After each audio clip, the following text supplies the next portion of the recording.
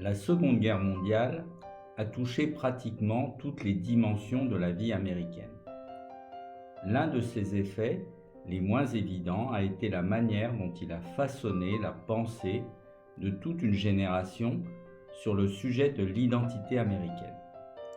En vous promenant dans le cimetière, sur les pierres tombales et le mur des disparus, vous remarquerez de nombreux noms de familles originaires de pays différents. Les ancêtres de ces combattants avaient tous une même chose en commun. Ils ont laissé leur famille loin derrière eux, ont traversé les océans. Tous avaient l'espoir d'une vie différente, d'une vie meilleure dans un nouveau pays appelé l'Amérique. Aujourd'hui, nous allons découvrir la vie de quelques descendants de ces immigrés qui sont enterrés ici. Nous commencerons dans la parcelle A avec l'histoire d'Andrew, dont les ancêtres ont vécu aux États-Unis bien longtemps avant même sa découverte par les Européens. Napoléon a dit un jour « Le secret de la guerre réside dans les communications ». Et c'est ce que raconte notre première histoire. C'est une histoire intéressante d'un grand peuple, d'une nation guerrière. C'est l'histoire d'Andrew. Son histoire commence avant même sa naissance, par une rencontre fortuite et une conversation entendue par une tierce personne. Les Amérindiens ou Indiens d'Amérique sont les habitants qui étaient présents avant la colonisation européenne. Depuis les années 1866, le peuple amérindien a été divisé en 5 tribus civilisées. Les Cherokees, les Muskogee, les Chickasaw, les Séminoles et les Choctaws. À la veille de la Première Guerre mondiale, la cohabitation entre les Amérindiens et les Américains est difficile.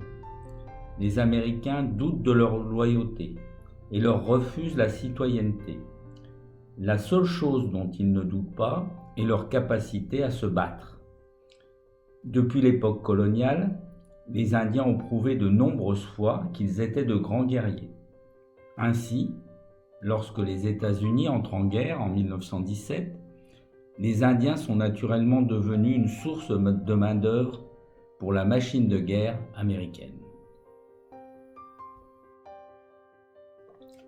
La Première Guerre mondiale fait rage en Europe. L'armée allemande semble invincible.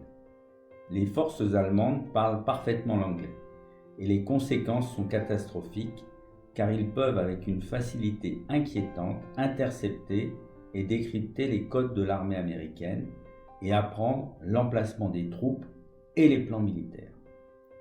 Octobre 1918. Nous sommes à mi-chemin de la sanglante bataille de 47 jours de la forêt d'Argonne en France. Solomon, lui, un jeune doughboy comme on appelle les soldats américains, rencontre par hasard quelqu'un de sa tribu, son copain Mitchell. Solomon et Mitchell sont très heureux de se voir et commencent à parler. Un officier américain se tenant à proximité les entend et constate qu'il ne peut pas les comprendre. Il réalise soudain que s'il ne peut pas les comprendre, l'ennemi non plus. Il leur demande s'ils connaissent d'autres soldats qui parlent leur langue. Bien sûr, ils en connaissent d'autres. On totalise 19 Indiens Choctaw qui parlent couramment la langue Choctaw et l'anglais. Ils forment aussitôt la première unité de codeurs militaires et utilisent leur langage complexe en tant que code militaire pour les forces armées américaines. En tant que parleurs de code, messagers et coureurs entre les unités, ils utilisent leur langage pour relayer les messages parmi les troupes alliées. Cela marche bien. Leur langage confond les Allemands qui sont complètement désorientés. Savez-vous que c'est le seul code qui n'ait jamais été cassé par l'autre côté? Avec l'aide de ces 19 jeunes hommes, les États-Unis et les Alliés ont remporté la victoire sur l'Allemagne, mettant fin à la Première Guerre mondiale le 11 novembre 1918. Ils sont connus sous le nom de guerriers du téléphone.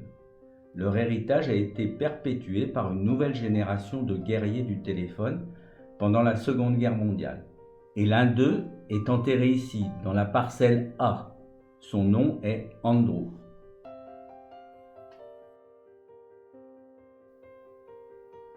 Andrew est né dans une famille aimante, au milieu de 4 sœurs, Julia, Ruth, Vilma, Caroline, et d'un frère, Léo, avec qui il était très proche. À la maison, ce n'était pas l'anglais qui était parlé, mais le choctaw. Ce n'est lorsque Andrew, son frère et ses sœurs sont allés à l'école qu'ils ont appris à parler, lire et écrire l'anglais. Pour la Seconde Guerre mondiale, les Amérindiens furent obligés de faire leur service militaire. Certains ont fait valoir l'exemption parce que, nés avant 1924, comme Andrew, ils n'étaient pas considérés comme des citoyens américains. Mais le gouvernement américain a déclaré que ni l'appartenance tribale, ni le rejet de la citoyenneté n'excluaient les Indiens du service militaire. En mars 1941, plus de 7500 Amérindiens s'étaient engagés. Andrew était l'un d'entre eux. Il a été enrôlé et a commencé sa formation militaire. Bien sûr, étant Choctaw, il était extrêmement intéressant pour l'armée américaine, qui n'avait pas oublié l'héritage laissé par les guerriers du téléphone de la Première Guerre mondiale. La Seconde Guerre mondiale n'est pas différente. Andrew est un opérateur radio et il utilise sa langue maternelle pour transmettre des messages codés pour l'armée américaine. Au moment où Andrew débarque en Provence le jour J, il en est à son 4e débarquement. Son premier fut l'Afrique du Nord, suivi de la Sicile, puis de l'Italie. Nous sommes le 15 août, et un banc de brume épaisse plane au-dessus de la mer.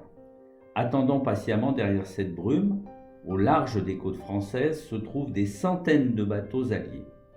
Amarrés à ces bateaux, il y a les barges de débarquement, toutes capables de transporter environ 36 hommes vers les plages. 5h55, l'ordre est donné. Descendre les bateaux de débarquement. Andrew et ses amis de la 45e division d'infanterie se crispent. Ils attendent l'ordre final. Les haut-parleurs crachent l'ordre. Troupes d'assaut, à vos stations. L'un après l'autre, Andrew et ses amis grimpent sur les échelles et se mettent en position sur le pont. Les petits bateaux de débarquement sont descendus dans la mer. Les hommes grimpent par-dessus les balustrades du pont et descendent le filet de corde jusqu'au bateau. Chaque fois qu'une barge est chargée avec suffisamment d'hommes, elle s'en va, encerclant le bateau-mère jusqu'à ce que tous soient remplis. L'ordre final est donné. En avant! Et tous ensemble, les bateaux commencent la traversée jusqu'aux plages. À travers la brume, Andrew et ses amis commencent à distinguer les plages. Leurs bateaux heurtent la plage. Ils sortent en courant. Soudain, l'ennemi ouvre le feu. Les balles des mitrailleuses pleuvent sur eux. Andrew a rapidement établi sa position et en choctaw a envoyé des messages aux bateaux qui approchent, les informant de l'emplacement des bunkers allemands, des champs de mines et des nids de mitrailleuses. Son rôle est essentiel. Sans lui, beaucoup de ses camarades américains auraient perdu la vie.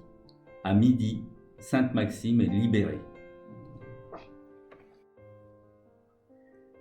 5 jours plus tard, la 45e division d'infanterie est à une centaine de kilomètres à l'intérieur des terres, près d'Aix-en-Provence, dans un petit village nommé Pérols. Depuis tôt le matin, les avions de chasse américains survolent le village, avec pour mission l'attaque de l'ennemi. À leur insu, à environ 4 km du village, cachés par de grands platanes, se trouve une vingtaine de chars allemands de la 11e Panzerdivision. Les avions de chasse américains passent au-dessus du village sans les voir. Andrew et sa division avancent lentement et sûrement. Ils entrent dans le village. Aucune troupe allemande ne peut être vue. Peu à peu, les Français quittent leur maison et accueillent leur libérateur et les informent que les Allemands sont partis. Andrew et ses copains quittent le village. C'est maintenant le début de l'après-midi. Les Allemands dans leurs chars sont alignés et attendent. Ils ont une belle vue sur la campagne environnante. Ils peuvent voir la poussière des jeeps et des chars et les soldats américains. Les Allemands attendent et attendent. Andrew et ses copains se rapprochent de plus en plus. Et puis, les Allemands ouvrent le feu. La bataille est longue et dure toute l'après-midi, jusque tard dans la soirée. Enfin, c'est fini. Les Américains ont vaincu les Allemands, mais le coût est élevé. 5 Américains perdent la vie ce jour-là. L'un d'eux était un guerrier du téléphone nommé Andrew.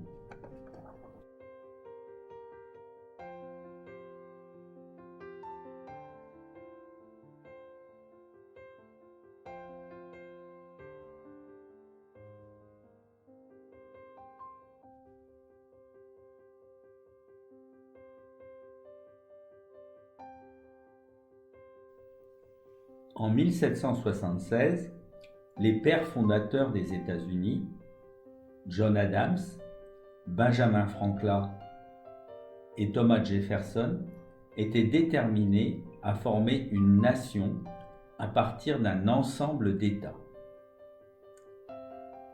Pour le grand saut américain, ils ont choisi une phrase latine qui offrait une déclaration forte. Et pluribus unum. L'union fait la force. La génération d'Américains commémorée ici dans le cimetière de Draguignan est issue de milieux sociaux et d'ethnies très différents. Une véritable diversité culturelle.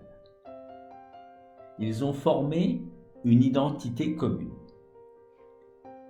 Comme leurs ancêtres, ils ont laissé leur famille et leur vie derrière eux.